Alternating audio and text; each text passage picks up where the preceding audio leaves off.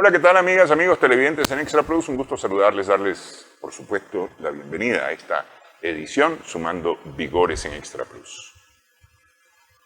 Seguramente usted ha oído el término defraudación fiscal, que es como tal vez el término más conocido relacionado con no enterar obligaciones al fisco o a quienes recaudan por parte del Estado.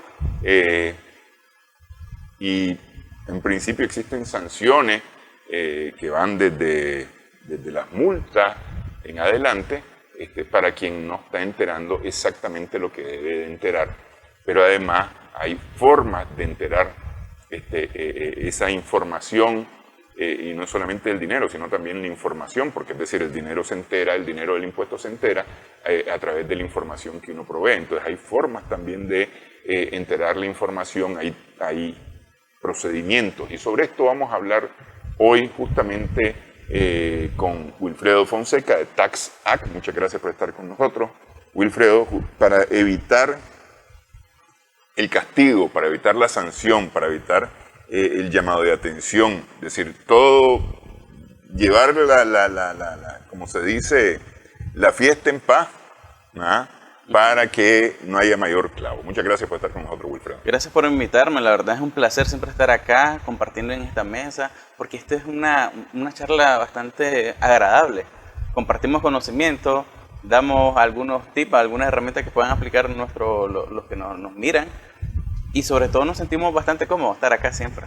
Qué bueno, sí, porque además pues yo creo que el público también va agarrando el empresario, el pequeño empresario, el mismo emprendedor que a lo mejor no tiene que hacer todos los vericuetos del que está inscrito full, digamos, a lo mejor se ha inscrito en cuota fija, pero bueno, ya va viendo, porque va a haber un momento en que le va a tocar. Va a crecer. Y ese es el objetivo de evolucionar. Todo, crecer. Sí. Así es. Entonces ya va agarrando cábula y dice, bueno, aquí es donde tengo que ponerle ojo. Así es. Bueno, empecemos. ¿Cómo es el asunto? ¿Qué es lo que hay que hacer? ¿Qué es lo primero que hay que hacer? Es decir, llevar las cuentas en orden, llevar la documentación, tener toda la documentación que soporte esas cuentas. Es decir, compré un lapicero para esta empresa, aquí está la factura de ese lapicero. Porque eso debe ser así. A veces uno no lo mira, ¿no? Y uno dice, pero si son 5 pesos, ¿y qué le hace 5 pesos a la empresa? No se van a dar cuenta. Ya está, los pongo yo, pues. Ajá, pero ¿y con qué lapicero estás escribiendo en esta empresa? Porque no está registrado que compras lapicero. Sí. La verdad es que cuando el emprendedor o la persona que ya tiene esa visión de ser negociante, después de aterrizar su idea de negocio o de implementar cómo va a comercializar lo que él va a vender, después se tiene que tomar el tiempo de decir cómo voy a llevar los controles. Porque en muchas situaciones, hay muchos casos, yo conozco muchas personas que ellos están enfocados en vender. Y está en toda la razón, porque la única forma de crecer en tu negocio es vender. Pero crecemos. Si no llevamos un control, realmente no vamos a crecer. Sí. Porque puede ser que todo el ingreso que va dentro de la empresa se esté derrochando en diferentes gastos, o que no haya un control de que si apague esto o no pague esto, o cuánto estoy gastando en esto, y no llevo ese control. Entonces, antes de pasar a ese ingreso, ese flujo, porque lo va a haber, porque todas las ideas de negocio aquí en Nicaragua siempre se vende, aquí se vende de todo, porque nosotros somos ingenioso para la venta, para crear negocio y conseguir clientes. Eso es algo que creo que no diferencia. Entonces hay que tomarse también el tiempo ahora de cómo llevar este control. Es un control sencillo, como usted lo mencionaba, ingresos y egresos. ¿Cuánto estoy vendiendo? ¿A quiénes les vendo? ¿Y cuánto estoy gastando? ¿O cuánto me está costando el producto que estoy vendiendo? Es invertir ese tiempo. Porque esa información que nosotros vamos a determinar es lo que nos va a posicionar en un futuro en nuestra empresa. El crecimiento nos va a posicionar sabiendo cuánto vendo, a quién le vendo y cuánto me cuesta y por qué gasto esto. Y eso es lo que nos va a permitir crecer. Cuando ya llegamos a ese proceso, también tenemos que entender que como todo nicaragüense, nosotros tenemos que pagar tributo. todo lo que nosotros generamos en Nicaragua, en la venta, va a generar un impuesto. Y como un contribuyente, se ha inscrito o no se ha inscrito, igual somos contribuyentes, debemos entender cuáles son los tributos que tengo que pagar. Y lo principal es tener un entendimiento previo de cuál es el sistema tributario, qué leyes lo conforman. Y las leyes que lo conforman tenemos la ley de el Código Tributario principalmente, que es lo que regula la relación entre la administración tributaria y contribuyente. Sí. Segundo, la ley de concertación tributaria, que es donde se establece todo el impuesto que nosotros vamos a pagar. Que es, digamos, relativamente la más reciente. Sí. Entró en 2013 se realizó. Después se hicieron reformas. La última reforma que se hizo fue en el periodo 2019. Entonces todo eso nosotros lo tenemos que entender, tener un entendimiento general. Como empresarios, como negociantes, como emprendedor, debemos entender por qué tengo que pagar impuestos y cuánto tengo que pagar impuestos. ¿Y sobre qué pago impuestos? Sí. Y tenemos la ley de concertación tributaria y también tenemos su reglamento. ¿Qué encontramos en el reglamento? ¿Cómo es el proceso para tributar?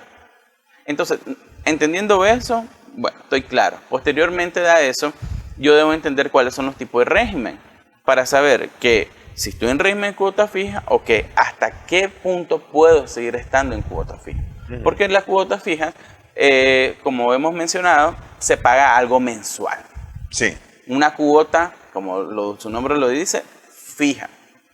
Entonces, en este sentido, yo debo entender cuáles son los requisitos para yo mantenerme acá. Y lo segundo, entender también las obligaciones, porque desde la cuota fija, la administración tributaria a través de la ley te establece cuáles son esas obligaciones. Y una de las obligaciones principales, como lo mencionamos al inicio, es llevar un control de sus ingresos y de sus gastos. Llevar un control de su inventario, guardar todas las facturitas chiquitas, porque eso te lo manda la ley y nosotros tenemos que cumplir con la ley que establecen, las que están vigentes aquí en Nicaragua. Entender los requisitos voy a tener una información que me va a servir para saber en qué momento voy a pasar al régimen general. Y sabiendo el régimen general, lo otro que debemos de comprender, cuáles son los impuestos que ya están en la ley de concertación tributaria que tengo que pagar a la administración tributaria y los tiempos en que lo tengo que declarar y pagar. Eso es lo principal que nosotros debemos entender cuando damos el paso de cuota fija a régimen general, porque vamos creciendo y ese es el objetivo de toda la empresa, crecer. Y más allá de lo fiscal, tenemos que entender también con quién yo quiero hacer negocio. Porque si una cuota fija, posiblemente él quiera hacer negocio con empresas grandes, con empresas que aquí venden millones, que son reconocidas, que tienen una excelente marca, que brindan un excelente servicio. Entonces, como nosotros queremos trabajar con ese tipo de empresas, ¿cómo nos miran hacia nosotros? ¿Será correcto desde una posición comercial, hablándole de una posición comercial, que yo quiera trabajar con una empresa reconocida en Nicaragua y que yo sea cuota fija cuando en realidad yo ya no estoy para cuota fija? Sí. O en algunos casos hay situaciones donde un tipo de actividad económica está como cuota fija cuando no lo permite. Entonces, yo no puedo estar haciendo eso, tal vez porque me conviene más, porque tengo menos obligaciones, tengo menos proceso administrativo. Pero ¿cómo me mira la empresa con que estoy trabajando? Claro, imagínate vos, soy importador de vehículos de lujo europeo, por decir alguna cosa, y estoy en cuota fija, no cuadra mucho el asunto. Sí, ¿no? Sí. Entonces, tenemos que también entender eso, mi posición comercial, mi marca, mi empresa, cómo se va a ver hacia mis clientes.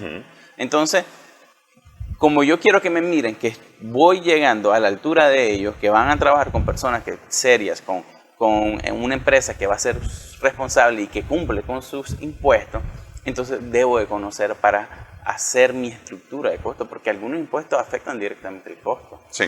Afecta directamente el presupuesto en la parte de los gastos operativos. Entonces debemos de entender cuáles son esos gastos operativos que me van a incrementar cuando yo paso al régimen general. Tal vez no porque vaya a pagar un impuesto mayor, sino porque tal vez voy a necesitar que contratar una persona que me ayude a llevar un control más exhaustivo del que ya llevaba desde cuota fija, para evitar algún tipo de problemas, bloqueo de solvencia, algún tipo de trámite que debo de hacer, pero no lo hago por desconocimiento. Entonces, tengo dos opciones. O me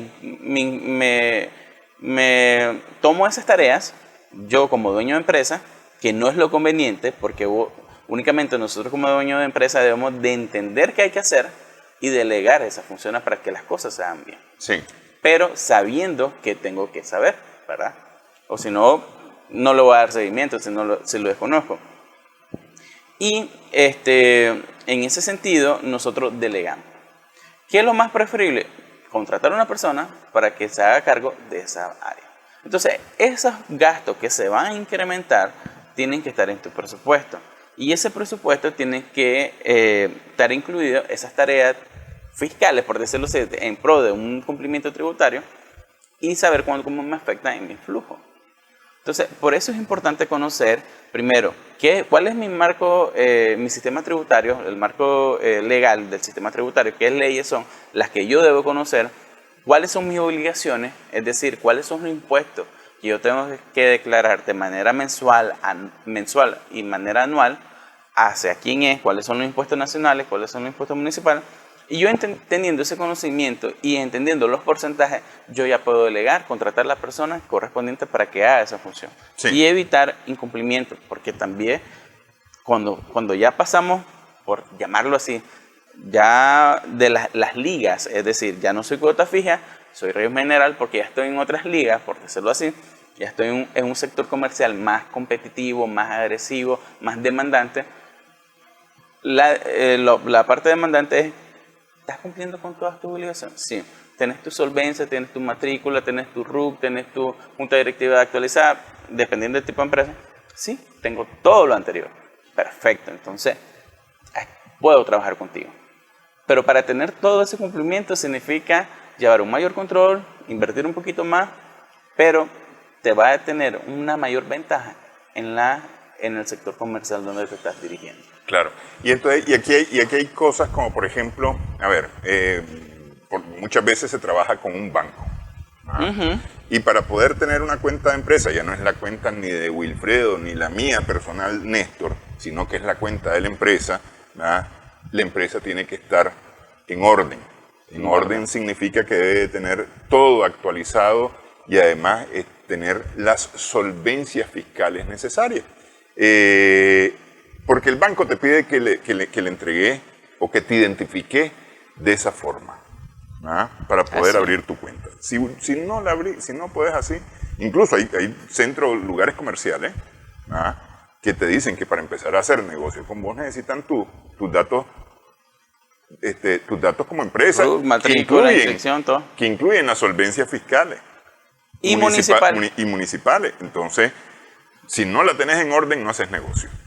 Ese es un rollo. Ok. Y es una forma también de ser sancionado por estar fuera de orden. Por estar fuera de orden. Es una forma de ser sancionado, aunque no está exactamente, es decir, o que no es un castigo formal. Nada. Pero es una forma de ser sancionado porque me dice una empresa, yo voy a hacer negocio con vos y necesito que abras la cuenta del banco o que tengas una cuenta bancaria porque ahí es donde te voy a depositar. Y no tenés cuenta bancaria. Y a nombre de la empresa. A nombre de la empresa, porque el cheque dice Wilfredo y asociado, lo que no significa que sea Wilfredo Fonseca, sino que la empresa se llama Wilfredo y asociado. Entonces, ya está. Si no dice Wilfredo y asociados y el cheque sale a nombre de Wilfredo y asociados y llegas vos con tu cédula al banco, mire que yo soy Wilfredo, sí, pero aquí usted no es apellido asociado. Sí. Entonces no le puedo cambiar el cheque, no le puedo depositar este cheque. Y eso ya crea inconformidad, porque le va a decir a la empresa, mira, es que fíjate que la empresa se llama así, pero no hay ninguna cuenta asociada, me lo puedes hacer a nombre de título personal. Entonces ahí vienen los controles administrativos dentro de ese tipo de empresas y te dicen, no podemos, anda a aperturar tu cuenta y cuando tengas tu cuenta nosotros te podemos pagar. Eso te va a retrasar tu flujo efectivo para seguir operando. Sí, y era negociazo el que teníamos listo ahí y se nos cae. Vamos a hacer una primera pausa en esta edición. Estamos sumando vigores en Extra Plus.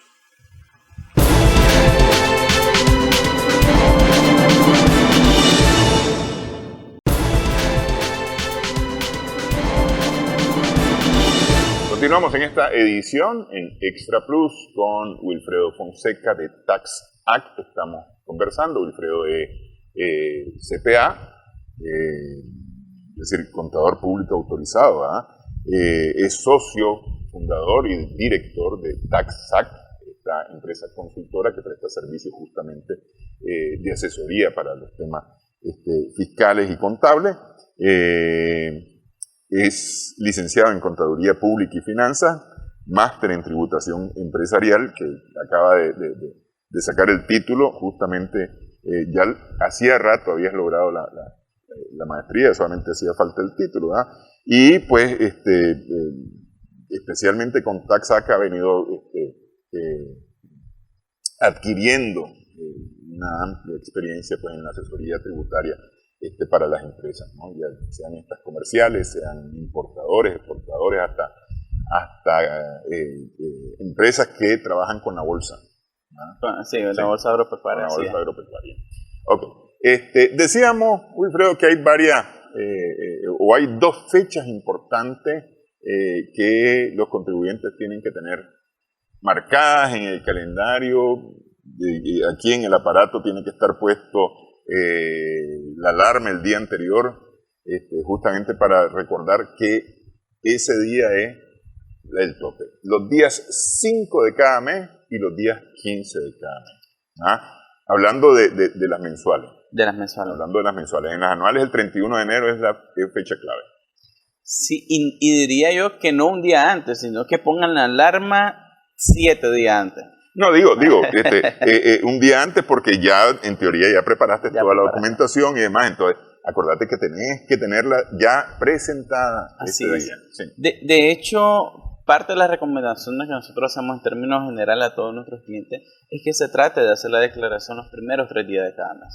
Es decir, 2 días antes que cierre el mes se comienza a procesar para que solo queden los 2 últimos días, por decirlo así. Si se puede hacer de manera quincenal un corte preliminar, sería excelentísimo, porque ya cuando llegamos a los primeros 5 días del mes, a veces caen, como popularmente decimos, encajonados. Por ejemplo, para la declaración de mayo, que se va a hacer el próximo 5 de junio, el 31 de mayo cae viernes, 1 de junio, sábado. Muchas empresas ya no trabajan. Sí. 2 cae domingo, entonces ya perdimos, digamos, 2 días. Y ahí venimos el 3 de junio a trabajar, a terminar, a procesar y posiblemente hasta ese momento estemos iniciando. 3, 4 ya está con presión y se declara el último día 5. Y ocurre un bloqueo, ya no tenés tiempo, ya puedes caer en mora. Y si el 6 te toca hacer una negociación o actualizar tu solvencia porque te la piden por los procesos de pago de la factura de crédito del mes anterior, ya te atrasaste. Entonces, por este tipo de situaciones, de estos días que caen en fin de semana, que se pierden, que incluso en algunos, 1 de mayo cayó feriado, entonces se tuvo que trabajar, es hacerlo con anterioridad. Hagámoslo con anterioridad. Las revisiones que se hacen con la administración tributaria, que te mandan a pedir documentación, o te equivocaste en la declaración, la de media en las plantillas, que es muy normal. Que, mira, una que nos ha pasado a nosotros un par de veces, pues, y que realmente se vuelve engorroso, porque tenés que volver a empezar a buscar toda la información otra vez, es en digitar números, por ejemplo, los números RUC. O los números de cédula cuando se trata de la declaración del IR, ¿no? A Wilfredo le hicimos Wilfredo Fonseca, entonces, y le hicimos esta retención, y el número RUC de Wilfredo está coincidente con su cédula, ¿no? Por ser persona natural. Entonces, pero resulta que en vez de poner el 001, pusimos 000. Ya está. Se te fue un 0 de más. Y entonces, y a veces no logras ubicar el error. No. Sí. Entonces, para evitar ese tipo, ya cuando uno trabaja con presión, la probabilidad de que te equivoques aumenta. Algunos de los sistemas, hay sistemas también que ya nos permiten grabar previamente, es decir, si es un nuevo proveedor, entonces ya se graba el número RUC y te permite descargar como ya la plantilla. Algunos sistemas ya están parametrizados precisamente porque hay muchos errores de eso y se trata de minimizar. O en algunos casos, pues lo llevas en Excel, tu base de datos, y trata de no modificarla. Si ya, por ejemplo, hiciste tu declaración de enero, son los RUC, ya guárdalo en tu base de datos y ya sabes que ninguno de esos RUC es tan malo. Ya al tener la seguridad que todos están buenos. Eso ya pasaron la prueba. Ya pasaron la prueba, entonces ya tenés el otro mes. Pero vas acumulando tu base de datos con el objetivo de que evites digitar. Entre menos digitemos, vas a tener una mayor probabilidad de éxito de hacer tu declaración sin ningún error. Entonces, también parte de las empresas o parte de lo que nosotros recomendamos es la automatización. Tenemos que automatizar nuestros procesos internos, administrativos y contables para evitar ese tipo de error, inconsistencias pequeñas que después se nos hacen grandes, como una bola de nieve, y ya nos atrasan un poco más. Sí, justamente. Y una fecha importante que también, o un día importante que hay que marcar en el calendario es el día 3 de cada mes, que es el último día para el tema de los salarios en el sistema de información del Seguro Social, en el CIE, que entiendo yo que está cambiando para Turing. Está cambiando, estamos esperando esa nueva actualización. Porque ya vi que hay empresas a las que ya las están entrenando en Turing. Que en principio es mucho más amigable, es mucho más fácil poder trabajar con esta plataforma. Y que incluso el CIE no era complicado. Yo lo uso, pues lo usamos en la empresa y algunos clientes, y yo de mi perspectiva no es tan complicado porque simplemente es con el mismo número de seguridad social y ya te aparece y digitamos. Es bastante sencillo, que incluso hay otro que es para subir una plantilla y listo, ya te queda registrado. Pero si lo van a hacer todavía aún más fácil, más accesible, pues súper excelente en realidad. Y aquí voy a algo que tenemos que validar, ya que lo mencionó con el CIE, que todos los salarios que nosotros reportemos a la Seguridad Social deben ser igual a los salarios que estamos reportando en la plantilla de retenciones. Eso tenemos que tener mucho cuidado con eso, porque hay situaciones que por alguna razón no son iguales. Y debemos entender que todos los sistemas tienen una información en común. Porque hay información cruzada. Y si ahora están actualizando, posiblemente hagan otro tipo de validaciones. Entonces, también debemos asegurarnos eso, de que, ya que mencionó, que todas las declaraciones van de la mano. Por ejemplo, declaración mensual de impuestos, que son los impuestos nacionales que se declaran a través de la VET, Ventanilla Electrónica Tributaria, que es de la DGI.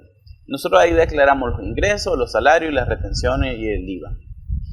Esta declaración se enlaza los ingresos con los que nosotros declaramos en la alcaldía. Si son de Managua, en el Publiari, nosotros declaramos ingresos, entonces tienen que estar relacionados los ingresos que declaré en la DMI con los ingresos que declaro en la alcaldía. Si dije que vendí 100 pesos ante la DGI, esos mismos 100 pesos hay que declarar a la alcaldía. También esa declaración está relacionada con los salarios, pues la planilla de retenciones, nosotros tenemos que reportar los salarios, eso está relacionado con el CIE, que es lo de la Seguridad Social. El mismo salario que reportamos acá tiene que ser el mismo salario que estamos reportando el CIE. Y sucesivamente el crédito fiscal que nos estamos acreditando tiene que ir con una validación de los ingresos que los proveedores están reportando. Entonces, toda la declaración prácticamente nosotros estamos diciendo qué vendimos, qué compramos, a quién le retuvimos y a quién le pagamos. Entonces, todo tiene que ir de la mano. No están divorciadas. Y por eso tenemos que hacer validaciones. Algo muy importante que nosotros tenemos que realizar, o sea, programar tareas trimestrales, bimensuales o semestrales, sea interno o externamente, es hacer las validaciones de tus declaraciones de impuestos que vayan precisamente todo de la mano, que no haya tanta diferencia, que no haya diferencia en realidad, y si hay diferencia, identifiquemos por qué son.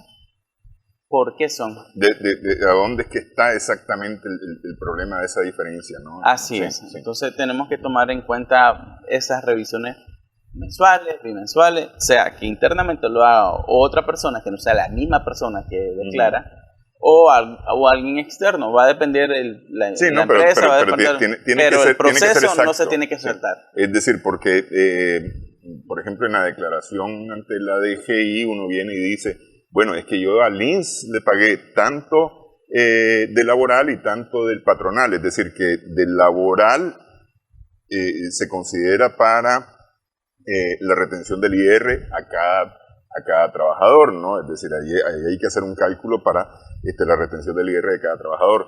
Y eso queda puesto en la DGI. Es decir, a le retuve 5 pesos por el INSS y te estoy pagando IR de su salario menos 5 córdobas, ¿no? Ajá, sí. Ajá. Entonces, al INSS yo le tengo que decir que estoy pagándole 5 córdobas que es el 7%, el 7.5% de ese salario. El 7%. El 7% de ese salario, y tiene que ser equivalente, no puede ser distinto. Así es. Porque llega la DGI, mira, aquí dijo que le pagó 100 pesos y aquí dice que le pagó 80. Espérate, a ver cómo. Y ahí es donde llega la Seguridad Social a pedir las planillas. Voy a hacer el proceso de fiscalización y te van a pedir la planilla, porque la DGI en otros casos, ellos son periodos anteriores o te hacen una revisión, pero lo que se enfoca en el mismo plazo, por decirlo así, en los 6 meses anteriores. El INSS llega a revisar 6 meses. Ya se encuentra inconsistencia, ya se extiende. Pero en el INSS está constante. El INSS tiene una manera eficiente para cobrar y para hacer este tipo de revisiones. Son las personas que están como constantes en el seguimiento de las empresas. Sí, uno sabe que ¿cómo se llama? La factura del INSS viene más o menos como el día 5 o 6 de cada mes aproximadamente está cayendo la factura del INSS, que tiene que ver un tanto con haber declarado el 5, con haber dado toda la información del día 3, así es, etcétera, ¿no? Ok, ¿a qué sanciones nos podemos, desde dónde podemos considerar ya una sanción por una omisión, por una información mal dada? Ok, por ejemplo, la mayor sanción que nosotros podemos tener es que nos bloqueen nuestra solvencia fiscal y que esto evite hacer más negocios. Esa va a ser la peor sanción, que nosotros posiblemente nos duela más del bolsillo, porque no vamos a seguir generando dinero. Entonces, pero eso ya es algo comercial, pero en la parte fiscal debemos entender lo siguiente. Una declaración tardía cuesta 1.750 córdobas, solo de multa administrativa. Y un impuesto que dejaste de pagar, estamos hablando de las retenciones, por ejemplo, que se te va atrasando los pagos, es un 5% mensual.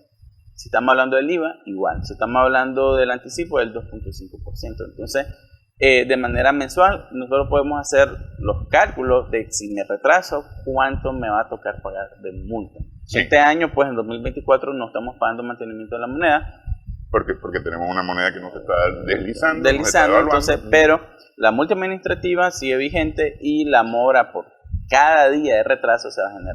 Que eso a veces es importantísimo y no se considera. Porque si son montos bastante cuantiosos, entonces la multa igual va a ser. Así es. Entonces, eso es principalmente. Pero como mencioné, si te bloquean la solvencia, deja de ser negocio en la actualidad. Entonces, mejor evitémonos y estemos en constantes revisiones y implementemos medidas de control que nos permitan medir nuestra eficiencia y que nuestro crecimiento sea conforme el crecimiento que se necesita. Es decir, puedo crecer en venta, pero mi empresa administrativamente también debe crecer. Así es, sí.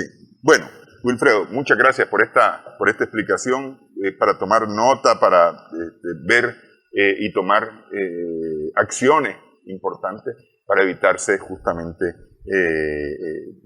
las sanciones, los castigos. A veces es por un descuido. No hay dolo, no es por maldad, no es por querer no hacerlo, no. Uno se descuida, simplemente. Entonces hay que evitar justamente caer en ese descuido para evitarse una sanción. Como dice Wilfredo, una solvencia no extendida o no estar solvente puede tener un buen negocio. Muchísimas gracias. Gracias por invitarme. Vamos a hacer una pausa y hablamos de deporte, motos especialmente, al regresar.